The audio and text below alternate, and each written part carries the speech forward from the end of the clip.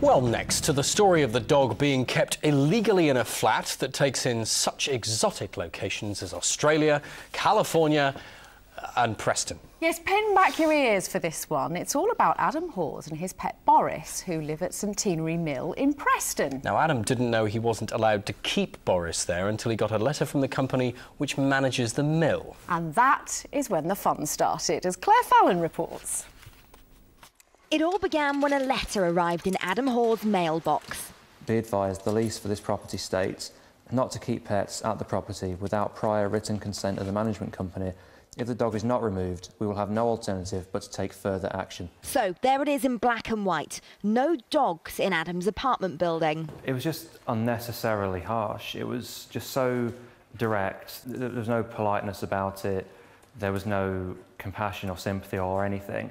It was just straight to the point, get your dog out within 14 days. Thing is, when Adam moved into the apartment, he says he checked with his landlady and was told having Boris wasn't a problem. So, outraged, he fired off an email to the company managing the building, asking permission to keep his dog and also pointing out... The Unit Title Amendment Act 2009 states when detailing use of residential properties to house companion animals, consent must not be unreasonably withheld. I believe any attempt to take further action will be swiftly dealt a death blow by the aforementioned Act.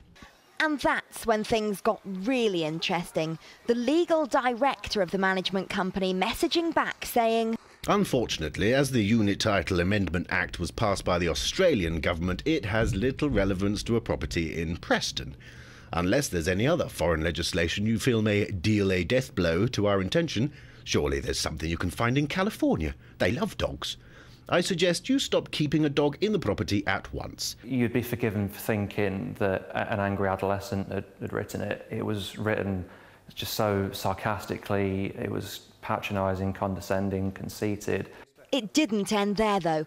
A couple of emails later, Adam was told... However enjoyable this exchange has been, and you really have brought a smile to my face, I especially like the death blow bit. Very dramatic. I will address all future correspondence to the owner of the property. Tonight, though, the man who sent those emails seems to have backed down slightly, insisting he only acted because of complaints about dog mess in the hallways. He's given us a statement saying, the lease of this apartment contains restrictions. One prevents the keeping of dogs. We have agreed that legal action would seem disproportionate and Mr. Hawes' dog may remain.